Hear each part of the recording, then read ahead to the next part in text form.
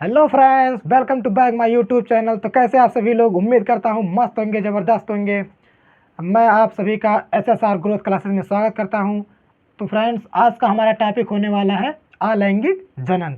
ठीक, अलैंगिक जनन कल वाली वीडियो में हमने देखा था जीवों में जनन। तो जीवों में जनन हमने देखा था, वो उसमें क्या है, जनन के प्रकार हमने देखे, अलैंगिक जनन, लैंगिक जनन और कायिक जनन। ठीक, तो आज हम अलैंगिक जनन को विस्तृत रूप से देखेंगे उदाहरण के साथ। ठीक, तो हमारा अलैंगिक जनन, इसमें हम आज देखेंगे प्रकार, कुछ उसके उदाहरण और फिगर्स। तो चलिए फ्रेंड्स, शुरू करते हैं बिना देरी के अलैंगिक जनन। ठीक,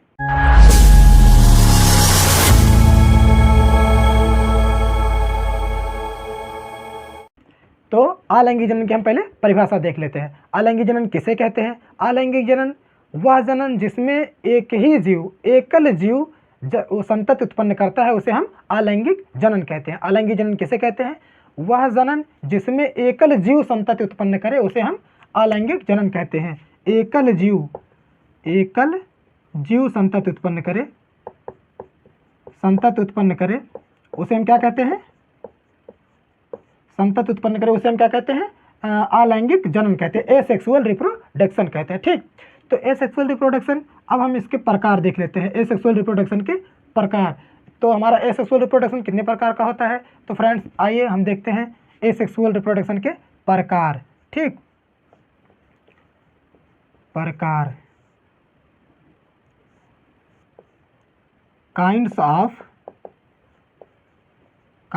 ऑफ एसेक्सुअल रिप्रोडक्शन।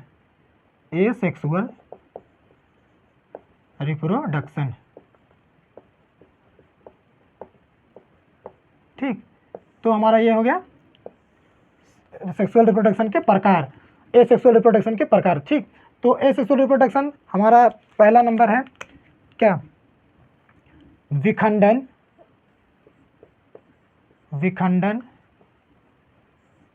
खंडन,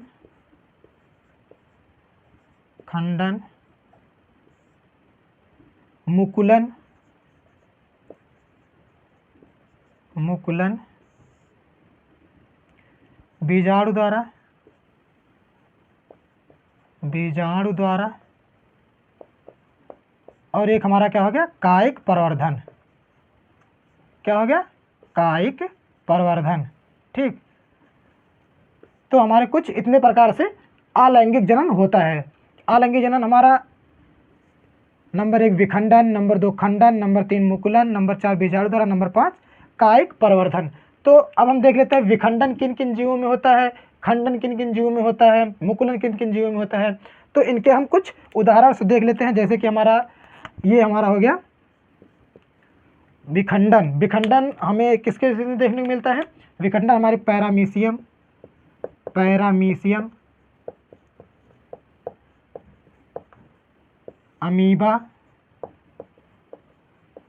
अमीबा और यूग्लिना में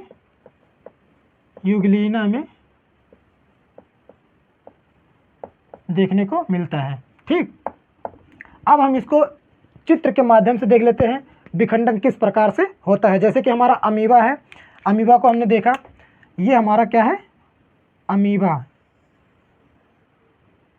ठीक, तो जब परिस्थिति इनके अनुकूल होती है, अब जीव के अनुकूल जब परिस्थिति होती है, तो ये अपना विखंडन, ये जो है हमारा टूट जाता है और इसका 2 भाग हो जाता है, जिससे वो नए जीव का निर्माण कर लेते हैं। जैसे ये हमारा है अमीबा, ये आगे चल के इस प्रकार से इसका न्यूक्लियस पहले ऐसे बढ़ता है। ठीक, फिर ये विखंडित होकर टूट जाते हैं, अलग अलग हो जाते हैं। ये टूट जाता है, उसके बाद एक ये हमारे 2 अमीबा का निर्माण हो जाता है। इस प्रकार से विखंडन होता है और नए संतति का निर्माण करते हैं और ये अपना पीढ़ी दर पीढ़ी बनाए रखते हैं। ठीक, आगे हम देखते हैं हमारा क्या है? खंडन। तो खंडन में हमारे क्या क्या है? खंडन में हमारा आता है स्पाइरोगाइरा।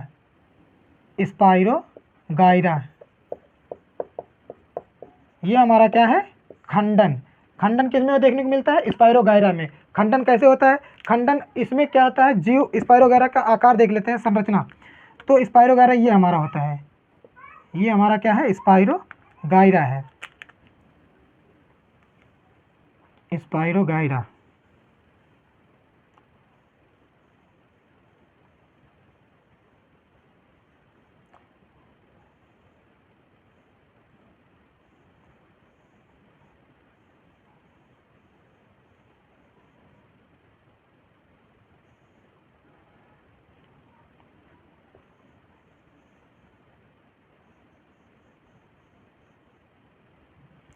स्पाइरोगाइरा, तो स्पाइरोगाइरा में जो होता है, क्या होता है, ये भी जब इनकी परिस्थिति अनुकूल होती है या फिर ये किसी अस्माकत अचानक से ऐसे कोई झटका लगा या कुछ हुआ, तो ये बीज से यहाँ से ऐसे टूट जाते हैं और ये टूट कर नए नए अलग अलग हो जाते हैं, जिससे ये नए जीवों का निर्माण कर लेते हैं। क्या होता है, ये नए नए जीवों का निर्माण कर लेते हैं। जितना टुकड़ा टूटेगा उतने ये स्पाइरोगाइरा का निर्माण हो जाएगा। तो ये रहा हमारा विखंडन। विखंडन हमारे किस में देखने को मिलता है, स्पाइरोगाइरा। स्पाइरोगाइरा हमारा कुछ इस तरह होता है, रेसे धागेनुमा और धागेनुमा होता है। इसमें हम देखते हैं किसी चीज़ से ये टूट जाते हैं और अलग अलग जीव टूट कर ये अलग अलग जीव का, जैसे ये टूटा, यहाँ से टूटा और एक ये हो गया, एक ये हो गया, ये दोनों हमारे अलग अलग होके और अलग अलग पौधे का निर्माण कर लेते हैं। ठीक, अगला हम देखते हैं क्या हमारा है, मुकुलन। मुकुलन हमारा किस में देखने को मिलता है, मुकुलन हमारे ईस्ट में हो गया, ईस्ट में हो गया, हाइड्रा में हो गया, इन सभी में हमें क्या देखने को मिलता है, मुकुलन। बडिंग इसे कहते हैं इंग्लिश में हम, बडिंग। मुकुलन को क्या कहते हैं, बडिंग, बड द्वारा। तो जैसे हमारा हाइड्रा है, हाइड्रा का निर्माण कैसे होता है, ये हमारा हाइड्रा कुछ इस तरह से होता है, कुछ इस तरह से हमें हाइड्रा होता है। ठीक, तो हाइड्रा में ये जो दिख रहा है इसी को हम क्या कहते हैं, बड कहते हैं। क्या कहते हैं, बड। इसी बड के द्वारा ये नए जीव का निर्माण करते हैं। जैसे परिस्थिति इनके अनुकूल है तो ये इस तरह से बढ़ते हैं और नए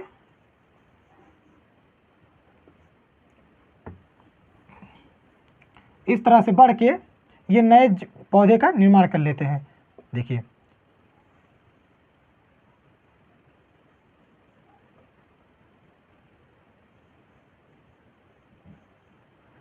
अब ये जो दिख रहा है ये टूट के निकल जाएगा, अब ये नए हाइड्रा का निर्माण कर लेगा, ये आगे टूट के निकल के नए हाइड्रा का निर्माण कर लेगा। इस प्रकार से हमारे मुकुलन में देखने को मिलता है। आगे हम देखते हैं बीजाणु द्वारा। बीजाणु हमारा,